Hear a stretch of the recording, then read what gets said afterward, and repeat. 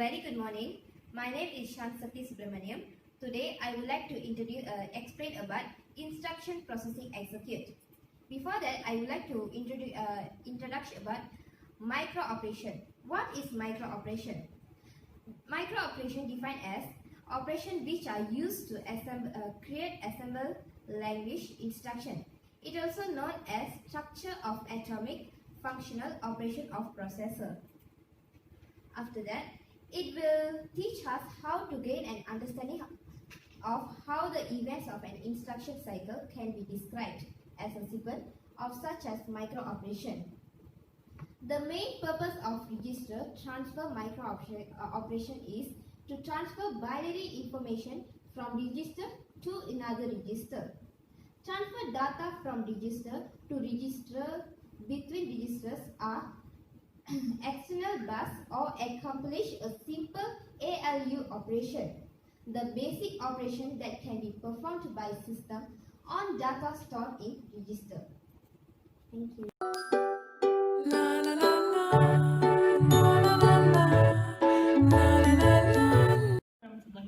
And good morning. My name is Siti Nur Syuhada binti Mat Jailani. I will continue what my friend have presented just now.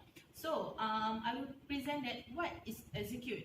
Execute and execution are terms that describe the process of running a computer software program or command. For example, each time you open your internet browser, you are executing the program.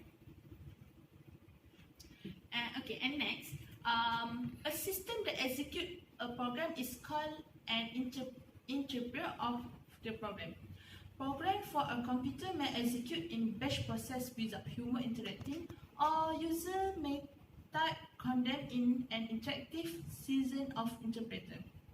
Most programs execute with the support of an operating system and runtime library specific for the source language that provide crucial service not supplied directly by the computer itself. That's all.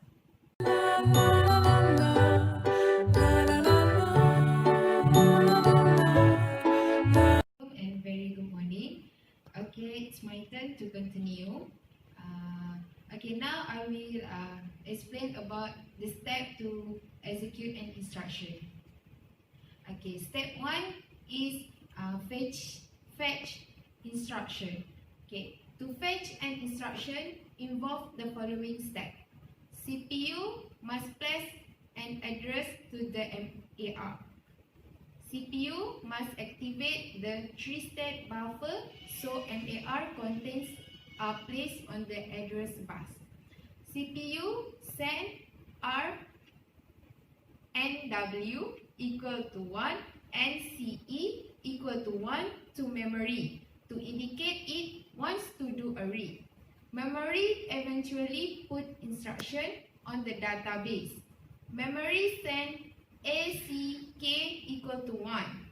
CPU loads the instruction to the MDR. CPU transfer instruction from MDR to IR. CPU set CE equal to 0 to memory indicate it's done with fetching the instruction. Okay, step 2 is decode instruction and fetch operands. In the second step, the bits used for the opcode and function for R-type instruction are used to determine how the instruction should be executed. This is what is meant by decoding the instruction. Recall that operands are argument to the assembly instruction. However, since R-type and I-type instruction both use register, and those registers are in specific location of the instruction, we can begin to fetch the value within the register at the same time we are decoding. Okay, so thank you. So everyone, I'm Vinodini.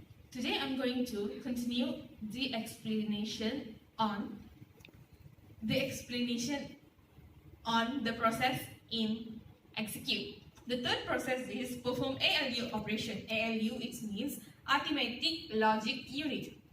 The ALU has two 32-byte data inputs. It has a 32-bit output. The purpose of the ALU is to perform a computation on the two 32-bit data inputs, such as adding the two values. There are some control bits on the ALU. These control bits specify what the ALU should do. For example, they may specify an addition or a subtraction of bitwise AND. Recall that an instruction stores information about its opponent. In particular, it encodes register as 5-bit UB numbers. These register encoding are sent to the register file as input. The register file then output the 32-bit value of these registers. These are sent as inputs of the ALU. Moreover, access memory. There are two kinds of instruction that in access memory. First is load. Load is meant by copies a value from memory to register. The second is store. Store is copies a register value to memory. Any other instruction skips this step. Very good morning. Myself Anusri, and now I'm going to discuss about the fifth step, which is write back result to register file. At this point, the output of the ALU is written back to the register file. For example, if the instruction was add R2, R3 and R4, then the result of adding the contents of R3 to the contents of R4 will be stored back into R2. The results could also be due to load from memory. Some instructions don't have results to store. For example, branch and jump instruction do not have any results to store. Now we look for the sixth step, which is update the PC. Finally, we need to update the program counter. Typically, we perform the following update. First, PC less and PC plus 4. Recall that PC holds the current address of the instruction to be executed. To update means to set the value of this register to the next instruction to be executed, unless the instruction is a branch or jump. The next instruction to execute is the next instruction in memory. Since each instruction takes up 4 bytes of memory, then the next address in memory is PC plus 4, which is the address of the current instruction plus 4. The PC might change some other address if there is a branch or jump. That's all from us. Thank you.